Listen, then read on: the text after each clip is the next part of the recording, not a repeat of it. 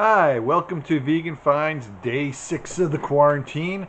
And today we are, I guess, going to be doing a twofer. I'm actually going to be making dinner tonight and then also making a breakfast item for tomorrow morning. So dinner is going to be Mrs. Lovett's meat pies. That's what we've come down to here. Um, we're basically we're down a person, so and our refrigerator is basically empty, so we are making Mrs. Lovett's meat pie. We're gonna do it in a wholly wholesome gluten-free vegan pie crust as opposed to making a hand pie, just because we have those and we don't want them to go to waste. You know, I mean, Mrs. Lovett wouldn't like that, would she?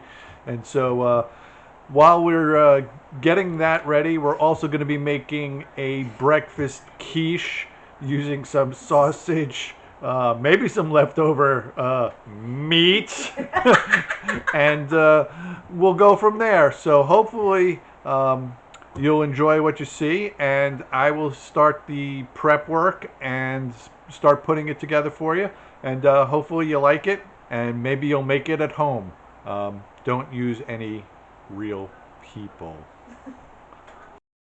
Okay, so our pan is heating up, and I'm going to be adding a little bit of um, olive oil to this.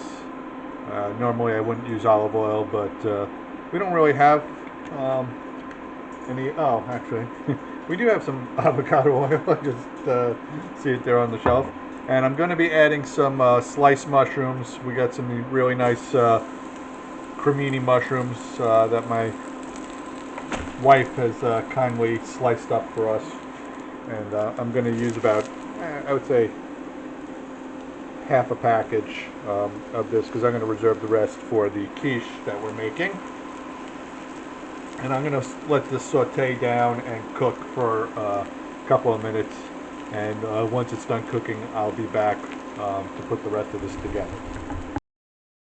Okay, so to this I'm going to add some organic mixed vegetables from Woodstock. I know I said the last one of the last videos that I got that from Whole Foods, but turns out we got this from King's Supermarket. They're basically cleaned out of frozen vegetables by us, but this is what I got. So I'm going to add this since they're still a little bit frozen. My wife has handed me a nondescript package of ground product.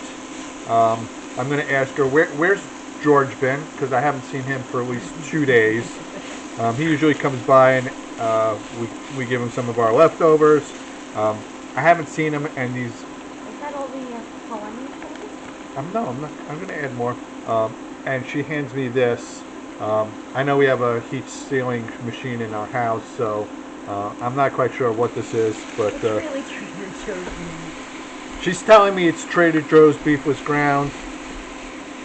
It kind of looks like. Wait, is that George's ring in there? Stop it. Okay.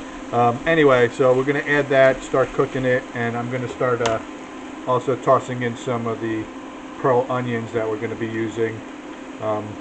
These are just from Bird's Eye. I don't know if anybody else actually makes them. I was going to chop them up, but don't really have the, well, I do have some inclination to do it. So I'm going to chop a few of these in here as well. And once this is almost ready, I'm going to add some feta to this to kind of create a cream base and a little vegan Worcestershire as well. Please don't follow my lead in how I'm slicing these up. So I'm going to let this cook down a little bit, and I'll be right back. Okay, so we have the pearl onions have been added. We have all the veggies added. Now I'm going to add the feta cheese, which is going to kind of create a creamy sauce to this, and the Worcestershire, which will help also add a bit to it. I'm just going to slice this up quick so it melts a little bit better.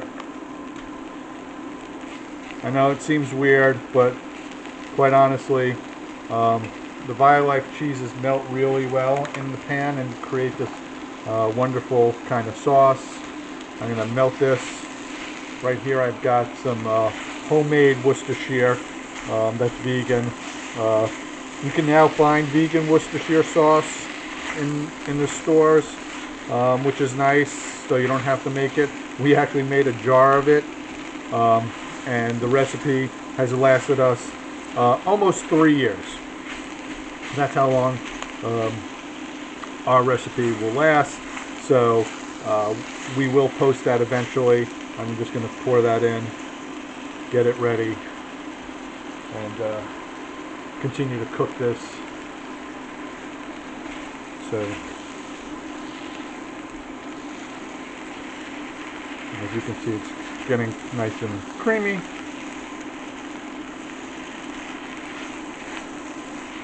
Smells fantastic. Quite honestly, you probably don't need any salt because of the Worcestershire and the Feta cheese, but you might need some pepper, which I will definitely be adding to this.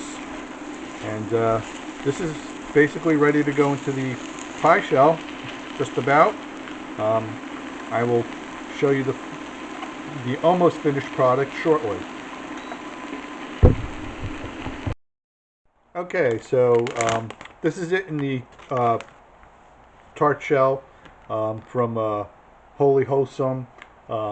We pre-baked the shell for about 5 minutes at 350, just to kind of seal it. I'm going to add some Daiya Chedder Shreds to this, but that's not what's going to finish this off. The final step is that we are going to be putting on a little puff pastry cover, kind of give it that meat pie feel.